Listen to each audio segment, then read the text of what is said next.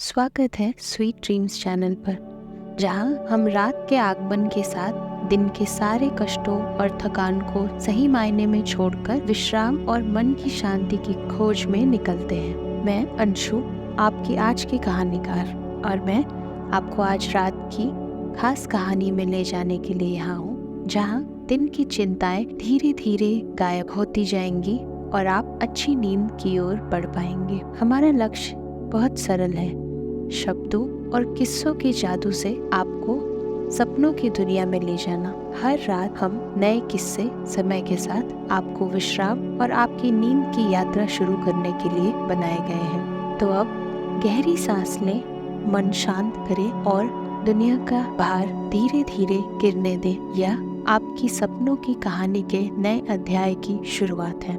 आज रात हमारे पास आपके लिए वास्तव में विशेष कहानी है, तो अपनी आंख बंद करें और यात्रा शुरू होने दें। एक गरीब आदमी था। एक दिन वह राजा के पास गया और बोला, महाराज, मैं आपसे कर्ज मांगने आया हूँ। कृपा कर मुझे 5,000 रुपए दे। मैं 5 वर्षों के अंदर आपके रुपए वापस कर दूंगा। राजा ने उसकी बात पर विश्वास कर उसे 5,000 रुपए दे दिए। 5 वर्ष बीत जाने के बाद भी अब उस व्यक्ति ने राजा के 5,000 रुपए नहीं लौटाए। तब राजा को मजबूरन उसके घर जाना पड़ा, लेकिन वह व्यक्ति नहीं मिला। जब भी राजा वहां जाता, बहाना बनाकर उसे वापस भेज दिया जाता था। एक दिन फिर राजा उस व्यक्ति के घर गया। वहां और कोई तो नहीं दिखा, पर एक छोटी लड़की बैठी थी। राजा ने उसी से पूछा, तुम्हारे पिताजी कहाँ हैं?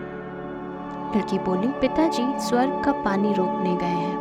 राजा ने फिर पूछा, तुम्हारा भाई कहाँ है? लड़की बोली, बिना झगड़ा करने गए हैं। राजा के समझ में एक भी बात नहीं आई थी, इसलिए वह फिर पूछता है, तुम्हारी माँ कहाँ है? लड़की बोली, माँ 1 से 2 करने गई है। राजा उसके इन उल जलूल जवाब से खींच गया। वह गुस्से से पूछता है, और तुम यहाँ बैठी क्या कर रही हो? लड़की हंसकर बोली, मैं घर बैठी संसार देख रही हूँ। राजा समझ गया कि लड़की उसकी किसी भी बात का सीधा जवाब नहीं देगी, इसलिए अब इससे इन बातों का मतलब जानने के लिए प्यार से बात करना पड़ेगा। राजा ने चेहरे पर प्यार से मुस्कान लाकर पूछा, बेटी, तुमने जो अभी मेरे सवालों के जवाब दिए, उनका क्या मतलब है? मैं तुम्हारी एक भी बात का मतलब नहीं समझ सका। तुम मुझे सीधे सीधे उनका मतलब समझाओगी? लड़की ने भी मुस्कुराकर पूछा, अगर मैं सभी बातों का मतलब समझा दूं, तो आप मुझे क्या देंगे? राजा के मन में सारी बातों को जानने की तीव्र उत्कंठा थी।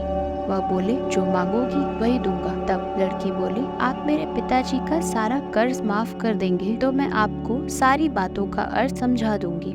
राजा ने कहा, ठीक है, मैं कर्ज माफ कर दूंगा। अब तुम मुझे सारी बातों का अर्थ समझाओ। लड़की बोली, महाराज, आज मैं आपको सारी बातों का अर्थ नहीं समझा सकती। कृपया आप कल आएं, कल मैं जरूर बता दूंगी। राजा अगले दिन फिर उस व्यक्ति के घर आया। आज वहाँ सभी लोग मौजूद थे। वह आदमी, उसकी पत्नी, बेटा और उसकी बेटी भी। राजा को देखते ही लड़की पूछी, महाराज, आपको आपका वचन याद है ना? राजा बोला, हाँ, मुझे याद है। तुम अगर सारी बातों का अर्थ बता दो तो मैं तुम्हारे पिता का सारा कर्ज माफ कर दूंगा। लड़की बोली, सबसे पहले मैंने यह कहा था कि पिताजी स्वर्ग का पानी रोकने गए हैं। इसका मतलब था कि वर्षा हो रही थी और हमारे घर की छत से पानी टपक रहा था। पिताजी पानी रोकने के लिए छत को बना रहे थे, यानी वर्षा का पानी आसमान से ही गिरता है, और हम लोग तो यही मानते हैं कि आसमान में ही स्वर्ग है। बस पहली बात का अर्थ यही था।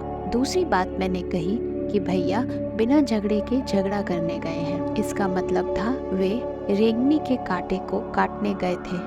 अगर कोई भी रेंगनी के कांटे को काटेगा तो उसके शरीर में जहाँ तहाँ कांटे पड़ ही जाएगा, यानी झगड़ा नहीं करने पे भी झगड़ा होगा और शरीर पर खरोंचे आएंगी। राजा उसकी बातों से सहमत हो गया। वह मन ही मन उसकी चतुराई की प्रशंसा करने लगा। उसने उत्सुकता के साथ पूछा, और तीसरी चौथी बातों का मतलब? लड़की बोली, तीसरी बात मैंने कही थी, माँ 1 से 2 करने गई है। इसका मतलब था कि माँ अरहर दाल को पीसने, यानी उसे 1 से 2 करने गई है। अगर साबुत दाल को पीसा जाए तो 1 दाना का 2 भाग हो जाता है, यानी यही था कि 1 का 2 करना। रही चौथी बात, तो उस समय मैं भात बना रही थी।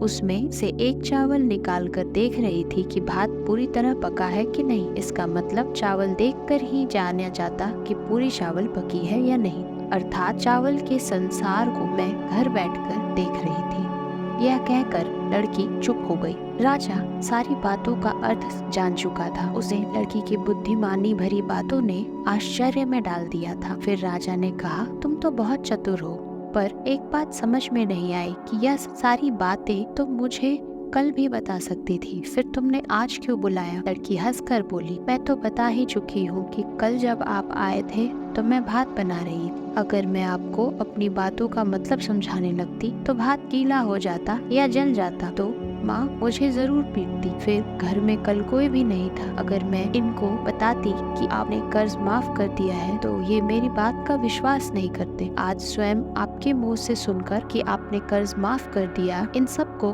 विश्वास हो जाएगा और खुशी भी होगी। राजा लड़की की बात सुनकर बहुत ही प्रसन्न हुआ। उसने अपने गले में मोतियों की माला निकाल उसे देते हुए कहा, बेटी यह लो अपनी चतुराई का पुरस्कार। तुम्हारे पिता का कर्ज तो मैं माफ कर ही चुका हूँ। अब तुम्हें या तुम्हारे घर वालों को मुझसे बहाना नहीं बनाना पड़ेगा। अब तुम लोग निश्चिंत होकर रहो। अगर फिर भी किसी चीज की जरूरत हो तो बेझिझक होकर मुझसे कहना। यह कहकर राजा वहाँ से चला गया और लड़की के परिवार वालों ने उसे खुशी से गले लगा लिया।